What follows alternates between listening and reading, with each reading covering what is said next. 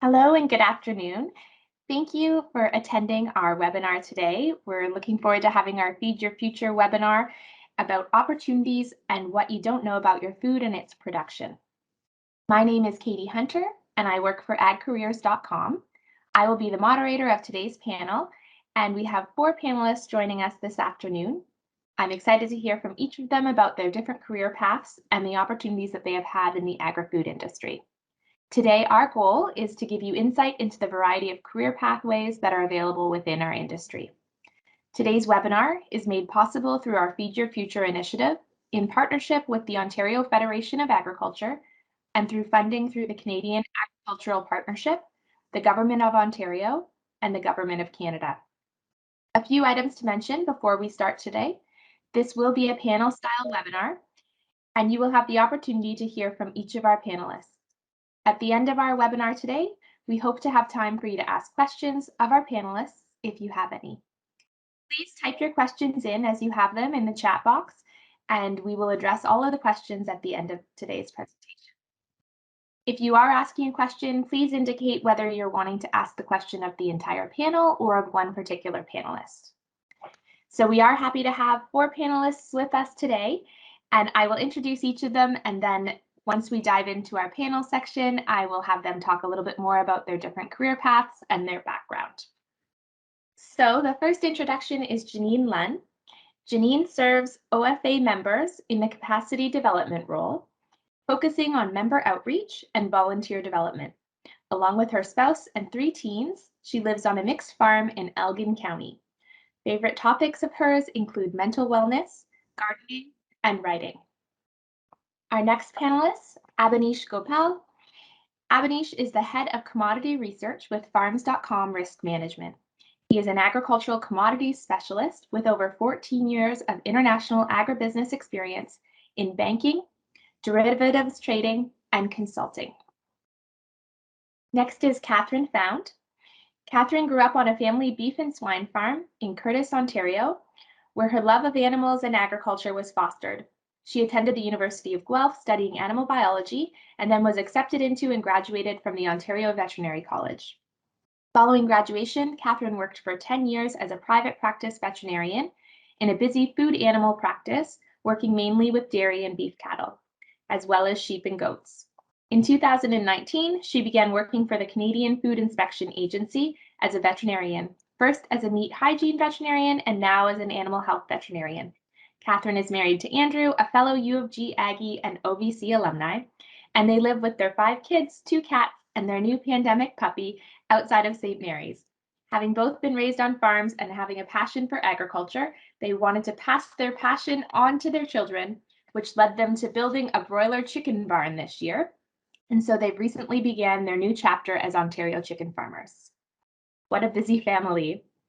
Julia Romagnoli, sorry for butchering your last name there, Julia.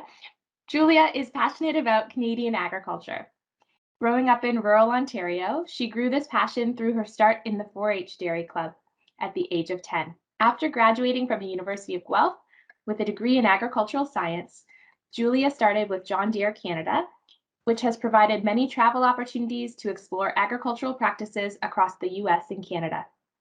In 2017, she was relocated to Western Canada, where she learned about the small grains production system and led precision agriculture for Alberta and BC. Today, Julia is responsible for the Eastern Canada hay and forage production system, working with dealers and customers to relate technology, agronomy, and equipment solutions to the dairy and livestock segment. In 2020, Julia started Pride in Ag on Instagram and has since used this platform to create community and connect people in agriculture that identify as LGBTQ+. Julia values her volunteer experience as an executive member of the Ontario Agricultural College Alumni Association, as a 4-H leader, and as a committee member for Rainbow, a global employee resource group at John Deere. So these are our panelists today. So thank you so much for being on our panel today and for joining us here. I'm looking forward to hearing more about you and diving into the questions. So without further ado, I'd like to start. I know I've shared a bit of your background that you shared with me, but I'd like to start by asking each of you to share about your education background and your career pathway and just kind of talk us through that a little bit.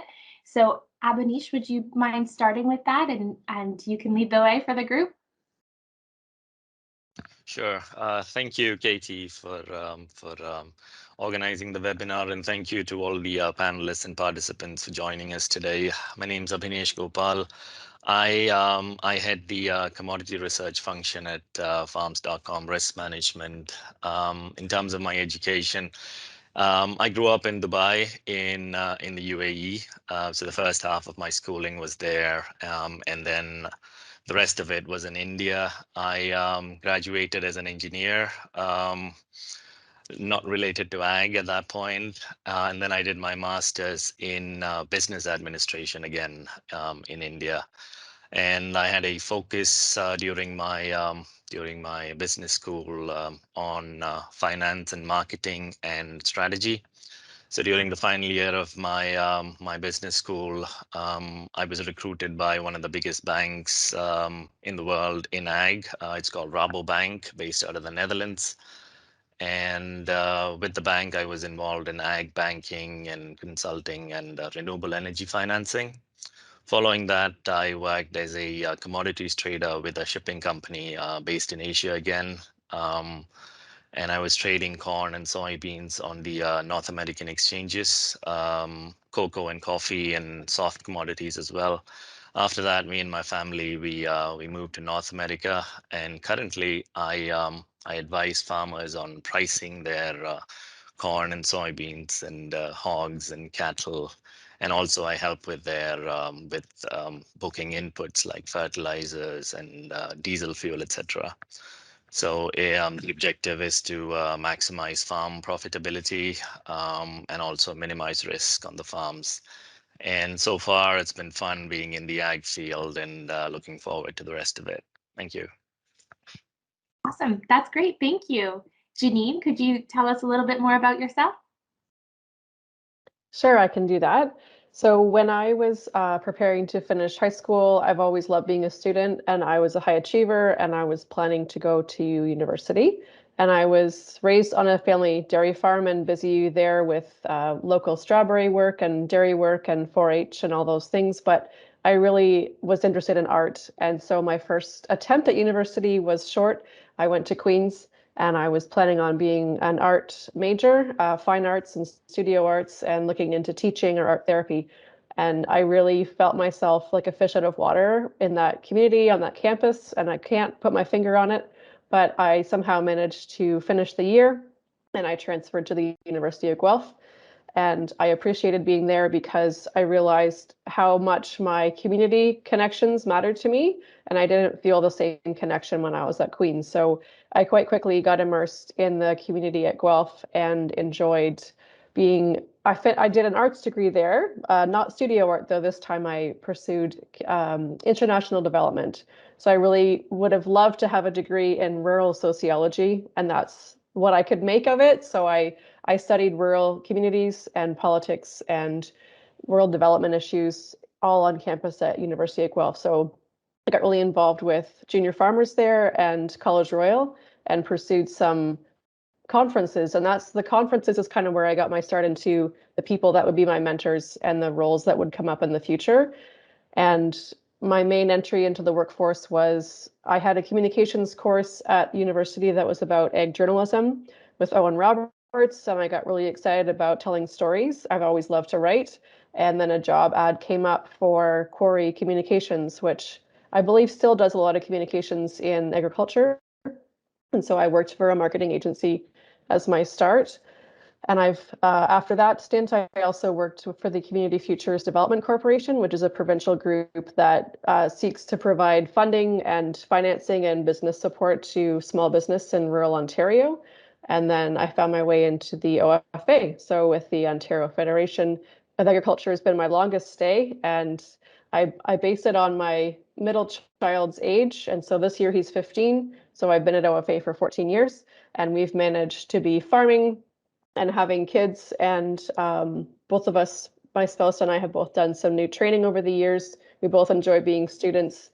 And my role at OFA has changed. I started out doing work in the field, so working with our members on their service issues and trying to match our policy and our support to their needs. And I've worked my way into more the leadership aspect and supporting the local federations and our local farmers to develop leadership skills and keep telling stories. So it's all creative still. It's just a different path than I expected when I first signed up for university. Awesome. It's interesting to see how you made your own path and kind of forged your own way and weren't stuck on the path that you maybe thought was going to be the path in the very beginning. So that's a good message for sure. Catherine, could you share with us next? Sure.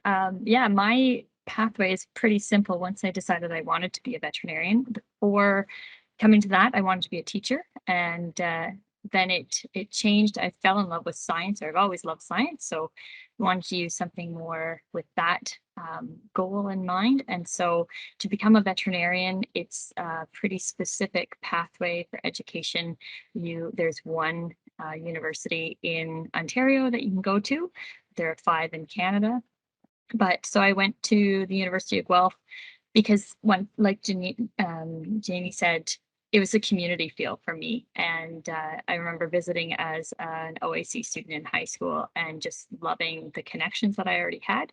So went to Guelph, studied for 3 years as an animal biology student, and then was accepted into the Ontario Veterinary College and graduated from there in 2009. So I was in the food animals stream, which the Ontario Veterinary College allows you to basically we train together for the first 3 years. And in the 4th year, you have to pick a stream and allows you to focus on the species of animals that you may be most inclined to work with or want more experience with. So mine is food animals, so it's very heavily dairy, beef, sheep, goats, and swine. And yeah, I graduated and started working in private practice. I chose to work in southwestern Ontario, about 3 hours away from my family, simply because my husband was still in vet school at the time. So I wanted to be close to Guelph so that he could do the commute. But I also wanted to work with cattle. And so where I'm from in Curtis, we grow houses and horses really well, and not so many cattle, sheep, and goats. And so moved to where the cattle are in Perth County and set up shop. I was told by one of my my employers that it's a great place to raise a family. And so that's been the reason why we stayed. And my career has now shifted because of that family to a more office-based job with the CFIA, but still working with those cattle, still working with the food animal industry and agriculture, and loving most days. Awesome. That's great. I think the kinds of animals that you have worked with over the years has been unique. I think I recall you working with some reindeer too. I remember showing my kids that. I did get to see some reindeer and some alpacas, and yeah, it's never a dull moment. Perfect. And Julia, we're excited to hear about your background as well. So if you could share next, that would be great. For sure. Good afternoon. Thanks for having me on today. So I think, there's some similarities I have with some of these panelists here as far as background and interests. But for me, really coming and growing up before university, I spent a lot of time on farm and really crafted an interest for the dairy industry as well. My family does have a fruit operation in the Niagara Peninsula, but I was always more gravitating towards animals. And for me, really between that and actually time as well with 4-H is where I gained a lot of that passion. I think when you're in that industry, to me on the farm, and I was working a lot as a herds person, you see people come and go, and those are really your perspective at that point in time of what that industry could be. So there wasn't a ton of positions really on my radar. And like many, one of those ones is, possibly veterinary, because that was the person that I worked with a lot on the farm who was there on a regular basis. So I did go to University of Guelph and in animal science, really with a passion and a focus of, maybe nutrition or maybe feed consulting or feed sales. But this is where I I'm reflecting on a constant lesson that we learn at school, and it's not letting your school get in the way of your education. And I was just on the OAC, Ontario Agricultural College Careers and Cocktails event last night, and that was brought up again. So a lot of extracurriculars helped me really find a passion for marketing and really the people of the industry, the relationships. And at the Ontario Agricultural College job fair is where I was bound and determined I was going to find something more related to that dairy segment or feed or nutrition or inputs. And it's where I got that tap on the shoulder of someone who knew me from those past relationships who said, hey, would you consider a career at John Deere, and would you consider marketing? So not getting hung up on that title is something that I think is important as well. But that's how I started at John Deere, and have inadvertently kind of found my way back to this cross section of the dairy industry again. Awesome. I love how you embraced kind of what you wanted, but found it in a different stream than what you were looking for. It sounds like all of you have kind of let your path kind of guide the way, and taken the opportunities that have come up in your lives so far. So my next question is for Avnish. I'm wondering how important your educational background was to getting into this line of work. I know you referenced that your education wasn't necessarily agriculturally focused, but how have you found your education background has led you down this path? So, like I was saying, it was my post-graduation which actually opened the doors towards the ag field. So my education in finance was one of the reasons why I joined the bank, and luckily the bank turned out to be an ag bank, and I've had the opportunity to flavor some of the different fields involved in the ag finance and ag market space. So in a word, it helped me a lot. It opened up doors, and from there on, it's been about taking the opportunities that came my way. And like I was going through my career path, I've done different things at different points, and at each point, the um, the education in terms of finance and strategy and all of that helped me to grow in my role and to understand what I am getting into. So in a big way, yeah, of course, it helped me. Perfect. That's great. My next question is for Julia. What unique advantages and opportunities does the agriculture industry offer for individuals that are looking for a career in this sector? Yeah, that's an excellent question. I think, just the number of opportunities alone, I've found that agriculture in some aspects too has just become more and more specialized. So you have individuals with positions that maybe never existed a few years ago. And I think about that as well. My current position is one that didn't exist when I started in my role, but as we gain advancements with technology, and as we look at more specialization, you really see this adaptability in the industry, which is really exciting. It does mean that you need to be accepting of change at times, and be willing to take on new roles or new positions, or maybe some go away, but that is a really exciting aspect or opportunity. The other one I would say is, out of everything that we do, maybe regardless of where you find yourself in the industry, it's always about that grassroots level of working with the customer, or working with the farmer, or helping them achieve that better outcome, or to improve their economics, or whatever that may be. But it's really important to consistently have that customer focus, that focus on the farmer or the producer.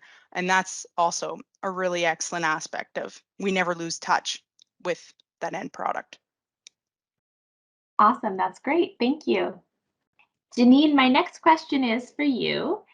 What tips could you offer for individuals that might be considering a career in ag? I know you've had a couple of different career kind of streams and places that you've worked within the ag industry. And are there any specific skills or training or qualification that you think would be valuable for somebody looking at a career in the ag industry?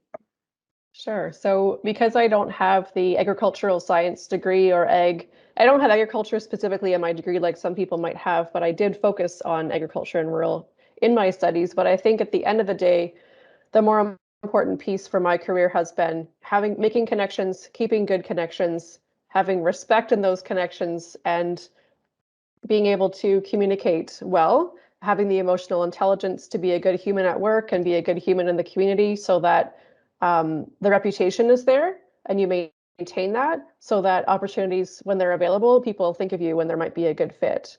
So that helps you. You have to help yourself be in the right place at the right time. So I think that's part of it, is laying the groundwork with whatever your training is, but also using the training to say, I'm available, I'm curious, I'm creative, I can be a problem solver. I think employers are looking for someone who's helpful and can anticipate how to find new ways to fill a gap or to solve a problem. And those are going to be evolving over time. So it's kind of like Julia said too, being ready for change and sort of staying on top of what the trends are. So it's just being available and being ready to use those, leverage the relationships and leverage your knowledge to be useful to your employer. Awesome. That's great advice. And I agree. Agriculture is changing and evolving so quickly. So not needing to keep things in that box that they've always been in is such a critical piece for all of us in the industry. Absolutely. So my next question is for Catherine. I'm wondering a little bit if you can tell us about how your current role connects to the food that ends up on our tables. Great. So there's a couple of different ways as a veterinarian. So specifically my role in animal health with the CFIA, I'm looking at anything that is imported or exported into Canada that is a animal product or an animal byproduct. So we're looking to make sure that we're keeping the animals and the animal products in our country safe right now. So think of things like African swine fever and other foreign animal disease, foot and mouth disease. We have active surveillance going on. We have programs and policies in place to make sure that we're protecting the safety of our animal populations and therefore the human health side as well. And then just a general overview of a veterinarian, because I think a private practice veterinarian is probably more common process of where you would start your career in veterinary medicine, and they're working one-on-one with those producers.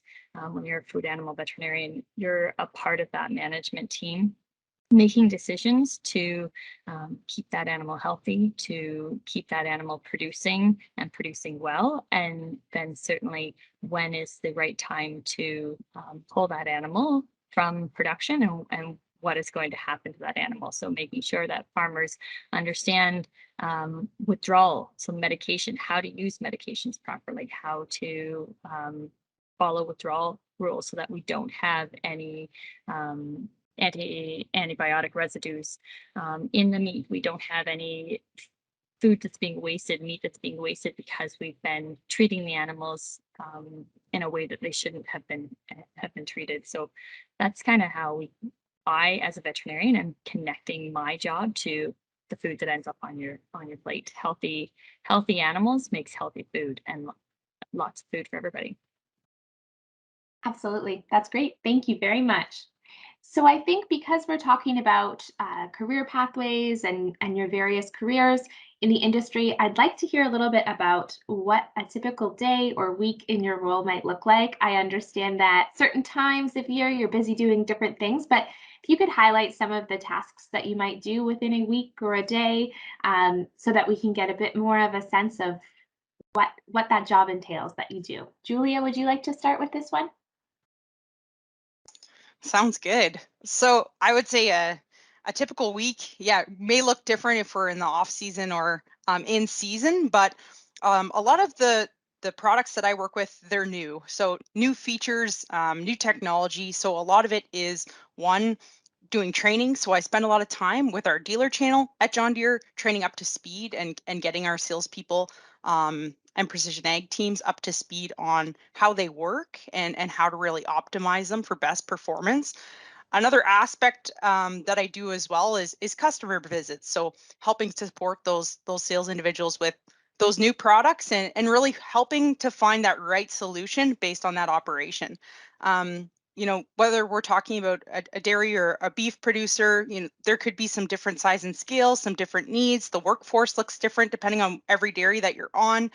So it's really about having that conversation about the business and where they want to take it, but also what's the best fit for them at this point in time.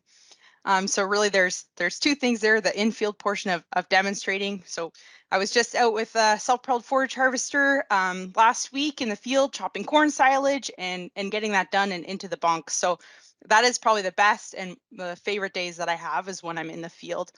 The other aspects too are planning. So thinking a lot about customers and sales funnel and focus on that dairy and livestock segment, and a little bit of sales and marketing as well. So crafting those messages and really helping us tell our story of how we're going to help produce that better end product that is going to end up on the table, and that segue between the equipment really to the feed, and that milk. So that's a little bit about my day to day, but in season, it's a little bit crazy. Definitely in the car, nonstop.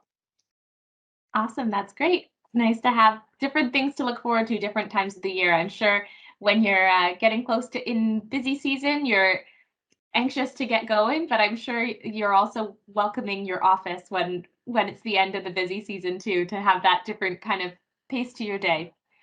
Yeah, it's a little bit messy at the moment. I'm sure. Janine, could you share what your typical day or week or job kind of entails as well, please?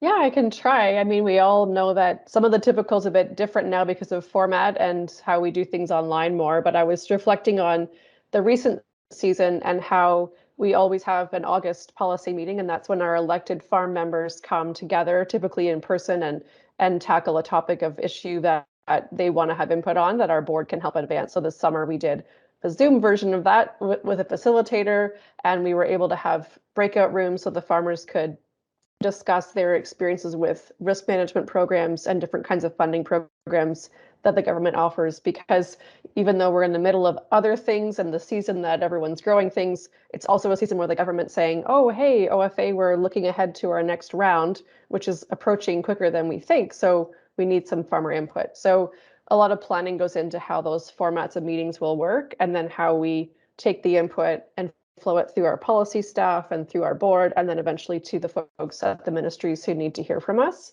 So that's one example of what's typical for August. And then September is typically a busy time for us to do farm shows, which our field staff love and our head office staff love to get out, and the board reps to meet the farmers. And that's been a little bit compromised this year. So we made some efforts to be out. We were at the farm show in Woodstock. And so we're kind of brushing the dust off of how we do things, and in a smaller way, still trying to get out there and meet the members, which is good for our newer staff as well, to see how we do things and how we present ourselves and how we interact with folks when we have to get ready for that eventually. So that'll come back. And a typical year changes because we also had an election. And so when you work in farm politics, a federal election means that our communications team is ramping up messages. We're trying to support our local federations to have meetings, and that was a range of in-person to virtual to hybrid. So typical can change, but a lot of it, like Julia said too, there's a lot of planning for the short term and the long term.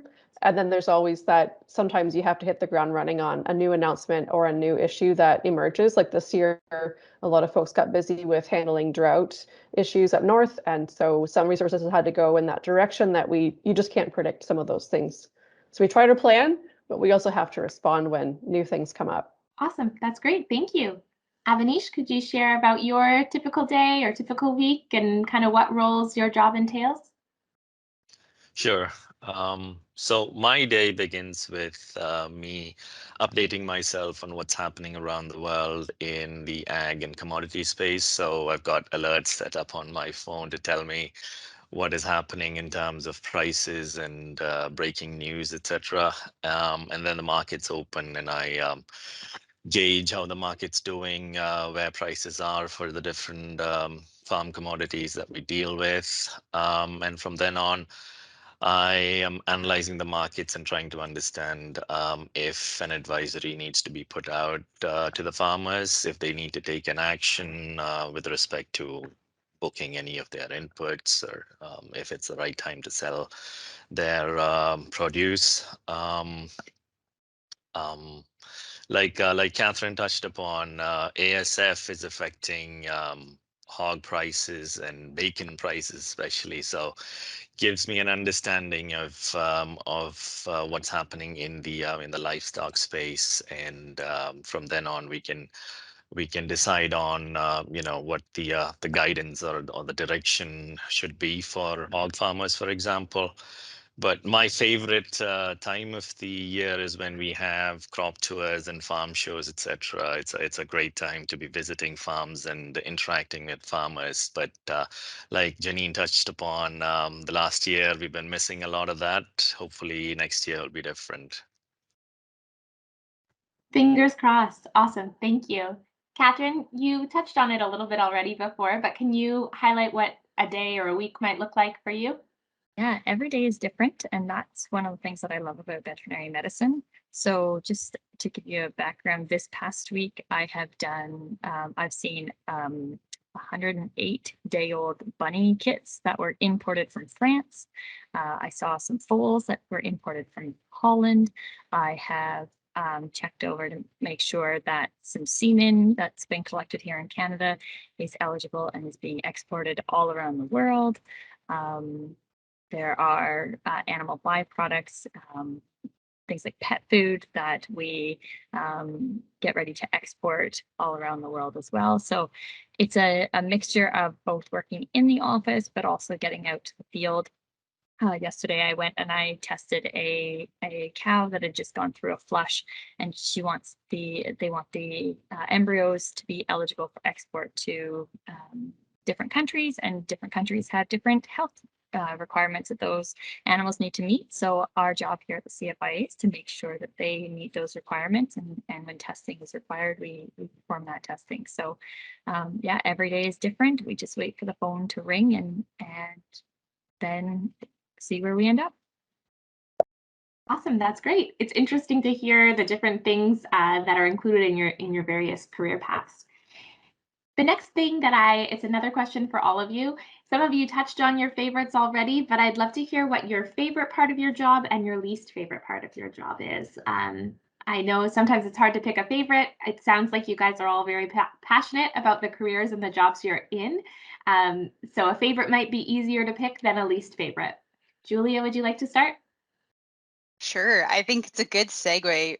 What Catherine was talking about with her job, it's dynamic. Hey, Catherine, there's lots of change. And I think that is an aspect of my job that I do find is the favorite. I do work well under pressure, and when I'm busiest, I am the most effective. So I live for the busy season where it's just go, go, go. And you get that phone call and you're in the car and away to the races you go.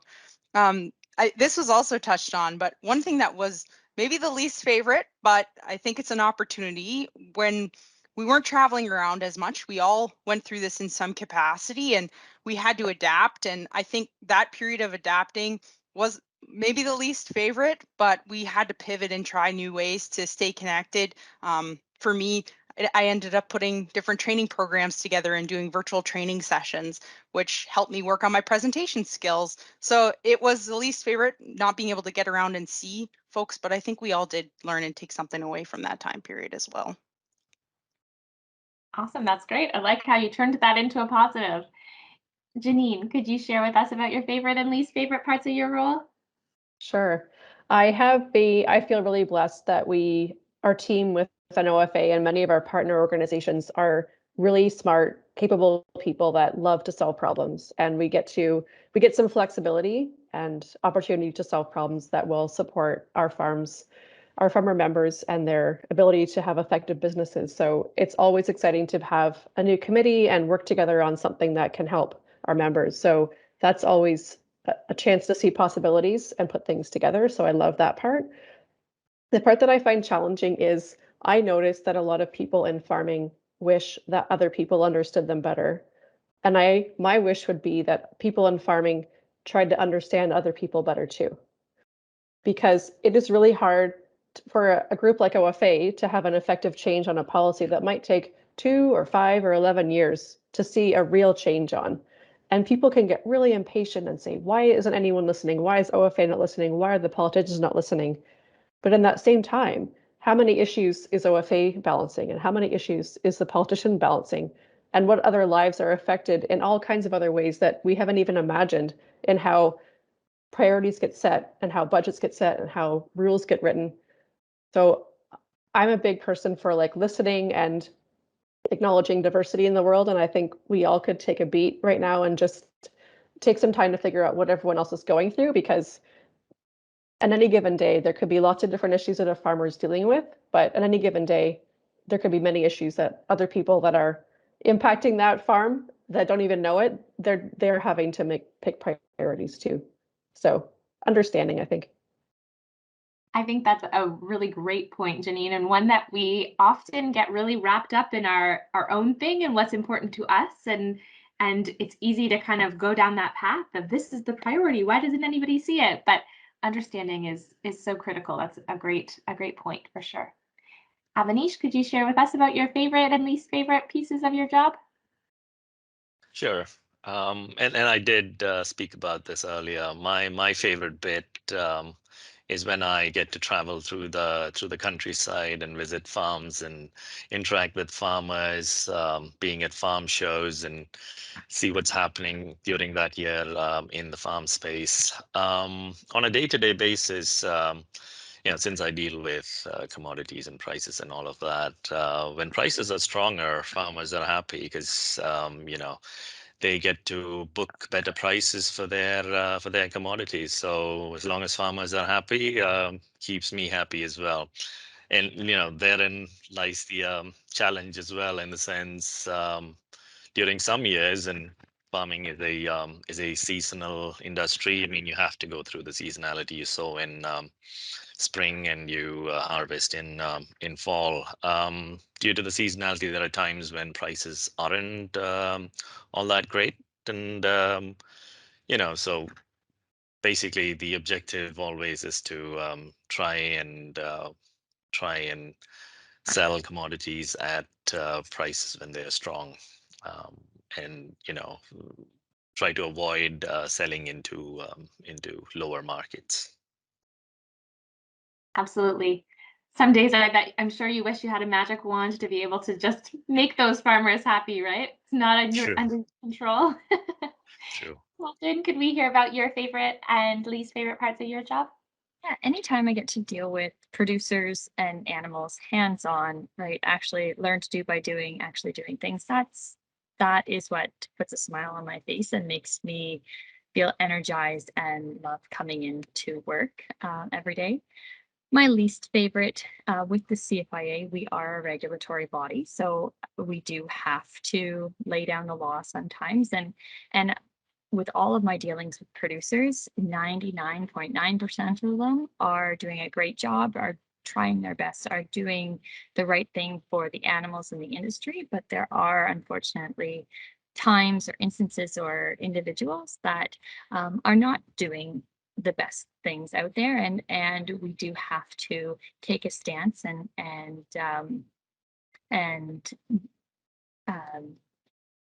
create. There's legislation that allows us to regulate that, and so that is difficult because no one likes to be told that they're not doing a good job. Nobody likes to be told that they're in trouble, and so the most you want to work with people for the most part, but when push comes to shove, sometimes the hand has to come down, and that's part of the job that I find definitely challenging.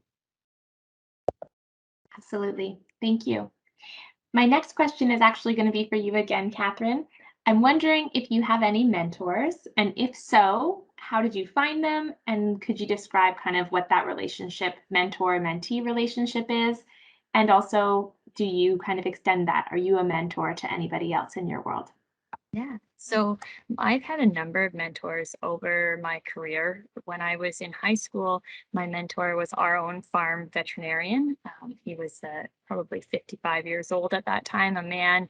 And he was just like, I had him on a pedestal because he just seemed like he had the coolest job ever. And then he hired me into his practice as a kennel staff answering phones. And I was then mentored by one of his associates who was doing small animal, and those two people showed me the good things and the bad things about veterinary medicine, and just took me under their wings and really embraced me and my love for veterinary medicine. So that was the start of my mentoring into this career. And then when I graduated, I was hired by one practice, but it was right after the economic crash in the late 2000s. And so I was hired by one practice, but then farmed out to another practice for 2 days a week. And so I had the ability to learn from, I think there were 11 veterinarians, all seasoned veterinarians that I worked with for those first 2 years. And that was one of the best experiences that I could have ever had to start my career, because I met people that they came from all different backgrounds, and they had different ways of doing the day-to-day job, but they all had a love for agriculture, a love for producers and dairy medicine, and a love for veterinary medicine. So that passion that they instilled in me was really great. It also allowed me, the mentors that I had or the best mentors that I had were the ones that listened to my concerns, but then let me just go out and do it, and were there to kind of pick me up, dust me off if I fell. I think a mentor-mentee relationship, you need to understand each other. You need to work together, because every relationship is going to be different. What I want as a mentor is maybe very different than what another veterinarian wants. And so now in my role, both as in private practice and now in CFIA, my role, I think, as a mentor to potential mentees is to find out what do you need from me? Like, how can I pass that passion on to you? How can I help you? And maybe it's holding your hand, but maybe it's having my phone ready and being able to answer the call if you need me. Maybe it's just going out after work and catching up and talking about cases, talking about your day. So I think that's where mentorship, I think it's important. It's so important in any job, but you as a mentee need to understand what you want. What does mentorship mean to you, so that you can get the best out of that relationship? Awesome. That's great. Thank you. Janine, I'd also be curious about whether you have a mentor that might be influential or important in your world, what that might look like, and whether you're a mentor perhaps to others within your organization or within your world as well. Sure, I can talk about that. And I think about two different places where I found mentors. And one is when I started at university attending rural development conferences, there were some people there who were so welcoming and so excited to have young people coming and young students there that they really welcomed us. And one in particular had a group of us that she mentored and held us together and saw us through some of our first jobs in the sector. And she still connects us to this day. We've had some Zoom calls during COVID, and we've been working in similar circuits in development work and organizational work for years. So in that case, it was someone that just saw a spark in all of us and welcomed us and extended opportunities to us that we wouldn't have had without her kind of confidence and the nudge and saying, like, here's the mic or here's the committee, and extending that offer. And then in my workplace, definitely folks that were in the trenches long before I started and were, again, willing to say, oh, you should join this committee with us, or it's your turn to try something new, and really just instilling that confidence and letting you try something, and knowing you had somebody that had your back, but that they could see that you were capable and letting you try it. And of course, the sounding board, because when you're dealing with member issues, there's so many farmers and so many different ways to solve their problem or help the farmer solve their problem and be a resource. So getting ideas from people who've done it different ways and had their own mistakes, it's important that they're open and vulnerable too, to let you learn from what they know so that you can do better with your own role. And I have found in the last few years, I've started to feel like I'm mentoring other people. None of these are ever official roles that I've had, but people that are new, I try to make sure that they get that welcome that I've been given, and that I bring people on and just kind of let them know how culture works here, or give them ideas so that they know that they have someone they'll be able to talk to if they need that in our workplace. Awesome. That's great. So my next question is for Julia.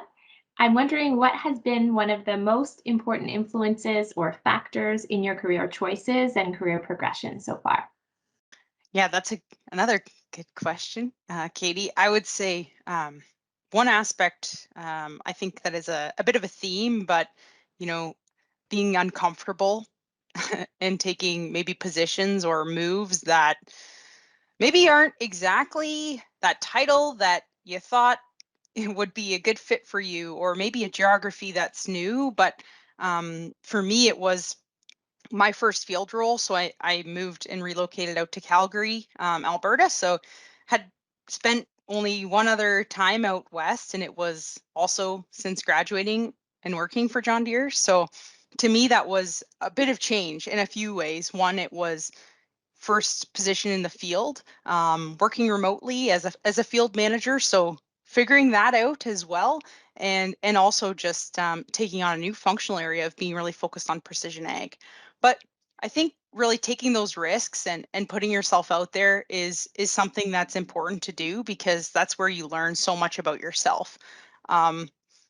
I kind of joke with others who maybe had to go through this change of working remotely, or really finding this independent work through the last year. And I tell them, like, I already had to go through that when I went and moved out west. So there were aspects of those moves, even though they were uncomfortable, that taught me a lot about how to set those priorities, and how to really set your own agenda and figure out what you need to do, and whether it is an opportunity or an area that you like or dislike. You got to take those risks to be able to find that comfortability in areas that are important to you in your career. Great advice, Julia. I think that stepping outside of our comfort zone is going to be that area and room for growth. So good for you for taking that risk. Avnish, I'd like to ask you that same question. What has been one of those most important influences or factors in your career choices and progression? I know you had a big move as well in your pathway. So if you could speak to some of that as well, please. Sure. So it all starts, I believe, with education, and that's where the first doors get opened up. So once you are in the workforce, I think it's about taking the opportunities, and I relate to what Julia just said. Take a few risks. Embrace the opportunities that come your way. Try a few new things. While I have been in the ag space, I've come across entrepreneurs who have started their own businesses and tried new things. And basically, there are people who have tried to tell others what they are doing well on their farms, for example, or what they are doing well in their ag business, for example. And basically just, sharing the good practices, etc. So I think it's about embracing the opportunities, and, like Julia said, taking a few risks along the way to understand yourself, what your strengths are, and because just like the ag space, which is evolving, we as a work person are evolving as well. We learn new skills, we experience new cultures, and the travel aspect of it as well. I've been lucky enough to be able to travel around a bit, and enjoy my time in the ag space. Awesome. That's great. Thank you. Another question that I have, and I'm going to ask this of all of you. I'll let you answer first, Catherine, but what is one thing that people who currently work in agriculture can do to encourage others that might want to work in a career in agriculture? I think just be open and honest, be willing to embrace people that might not have the background that you think would want to work in agriculture, right? So as a food animal veterinarian, we often said that, like, the best veterinarians are those that don't grow up on a farm, because they're just so willing to open themselves up to all of the information that's there. They're a great set of eyes that they just don't have the same background, and diversity can be such a huge advantage to our industry. So yeah, just be open to anybody and welcome them into the industry for sure, and expand. Perfect. That's great. Julia, do you have any suggestions? There are a couple elements to your question there. So can you just say it again? I just want to make sure I get everything. Yep. So what's something that people that work in agriculture can do to encourage others that might want a career in agriculture? So they might not have an ag background. Yeah. I think that's actually an area that I come from as well. Even though my family runs a fruit operation, I didn't myself grow up on a farm. I would say this kind of piggybacks a bit with Catherine's topic there of inviting and making sure that we're welcoming to all folks of all backgrounds in agriculture. But at the same time, I think it's really important to get that hands-on experience. So we all mentioned today that there's elements that really give us that spark in our day-to-day, and it's when we're typically hands-on and we're seeing the farmer, or we're seeing that end product and really getting a feel for that experience. If you are entering the segment, try your best to get as much hands-on experience, and it's not going to be glamorous. You know, you may be doing some part-time milkings on a dairy, or you may be helping to muck out stalls, or whatever it is. It's important to get that hands-on so that you really have that grassroots understanding too of that specific area of your industry. Whether you're doing that on the part-time or on the weekends, or helping out a family friend, or just getting connected with someone who is actually working in the industry, I think that really helps to build that perspective that you can help apply that to your current position as well. Those are really invaluable experiences that I think we lean back on when we're sitting in front of our computer or making those decisions. We can always go back to really that farmer or producer, or that end product. Perfect. That's great. Thank you. Avnish, I know you didn't come from an agriculture background, so I'm curious your take on this. What might have been something that would help you kind of as you were pursuing that career path? I feel that people who are in ag, like we are doing right now, to share our unique stories, the paths that we have taken, and which would encourage others. For example, I think about newcomers to Canada, people who probably were working in the ag space in their respective countries. They might be anxious, when they come to a new country, and they're trying to understand the ag space, which might seem different and newer. So to share your story with them, to tell them what worked for you through your career path, encourage them to, like Julia was saying again, to get hands-on, learn on the job. I mean, that's the best way to immerse yourself into the new space that you found yourself in, and that helps them to be less anxious and willing to take new opportunities, I believe. Perfect. That's great. And Janine, do you have any other suggestions on how to encourage people to work in the ag space if maybe they don't have that background?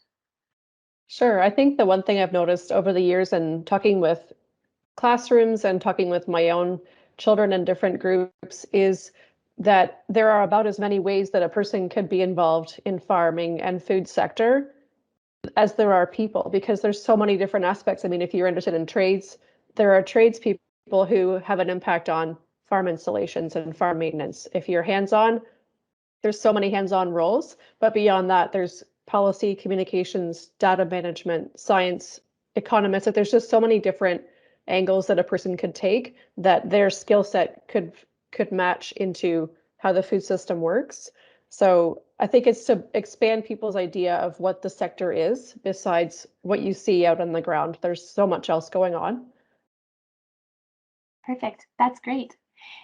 So I see a question for Avnish in our questions, and it's from Sydney, and she's wondering if it would be difficult to get into the field of agriculture if your degree or background is not necessarily specifically in ag, or if there are still good general opportunities within the field to get into it without an ag degree or background. So I think we've just been touching on this a little bit, so it's a great tie-in, but what are your thoughts on that, Avnish? I know that your degree isn't necessarily right in agriculture either. So if you could speak to that. So yeah, I don't think there are hurdles per se, unless you're doing a technical job. For example, if you wanted to be a veterinarian, you would need a degree to get into that field. But otherwise, and like we all spoke about recently, as long as you have a passion for it, you can try your hand at it, and you learn on the job and you build yourself up as you go. Personally, I feel that there are many opportunities, and I've been seeing people while I interact with participants at farm shows, etc., who do not necessarily have an ag specific background, who are doing different or taking up different roles in the ag space. And the thing is, there's a crisscross across other sectors as well. I mean, for the current day, we also include renewable energy and fuel, etc., with the ag industry, and all of that helps a person who, for example, was probably working in another field to migrate into the ag field as well and build up his expertise. So it's evolving. The whole space is evolving, and currently we all spoke about how COVID-19 affected all of us. Social media was boosted during all of this, and that's another space where many people are finding things to do. So no, I personally, as long as you're interested, unless you want to do something technical, I believe there's scope for anyone to enter the ag space. Awesome, that's great. And I know Janine touched on that too, right? About how there's so many there's a job for everybody in agriculture and food, whether you're finance, whether you're marketing, whether you are communications, whether you are that technical person. There's so many different opportunities in our sector. So there's another question in the question box from Susan Bell saying, what suggestions might you have to encourage others, so young mid-career newcomers to Canada, to consider a job or career in agriculture? So again, somebody without any ag experience. So similar to kind of what I asked, but I'm wondering, Avnish, if you could look at this question again, being that within your career path, you moved here to Canada and you were a newcomer to Canada and Canadian ag. So I'm wondering if you have any other suggestions maybe to add that might be helpful for Susan, in terms of how we might encourage newcomers to Canada to pursue agriculture as their career path once they do get here, or maybe as they're moving here. I know diverse backgrounds can add new ideas to our marketplace and lots of new experiences from maybe the countries they've come from. So if you have any thoughts or suggestions on how we can encourage them to pursue careers in ag, that would be great if you could answer that. Sure. So, you touched upon part of it as well. Best practices. You can, of course, migrate all of that from, what you were doing back in your home country, and including it in the workspace here. But most importantly, I believe, once you, for example, as a newcomer, I think the first thing you should do is to research the ag space and understand where you might fit in. Do you have the skills already to, let's say, take on that role? If not, you might have to probably do an internship, get hands-on experience. In my case, I've had to have certifications done for derivatives trading and for strategies and all of that in North America. So you might have to educate yourself or get the certificates done. And then explore around. Networking is the other bit. I believe that builds up your image in the space, and others get to know what you already know, what your background is. And in many cases, there are similarities, especially, if, for example, in my space, if I'm trading commodities, it's the same across the globe. You trade commodities in the same way. So basically it's research and exploring and building up your skills, I believe. Awesome, that's great. I think I know it's 1 o'clock, so I'm wanting to be conscious of all of our panelists' time today, as well as all of our participants. So I do really appreciate the 4 of you taking the time to be on this panel. You guys are all great ambassadors for the agriculture and food industry. I really appreciate you sharing your career pathway with our audience today. It's been great to learn from you all and hear your perspectives. So thank you very much. And thank you to all of our participants today for attending the webinar. It will be available online afterwards as a recording as well. So thank you so much for attending our Feed Your Future webinar. And if anybody has any questions, please be sure to reach out. You can connect with us by email or contact us from the website. And thank you for coming to our webinar today. Have a great day. Thank you. Thank Thank you. you.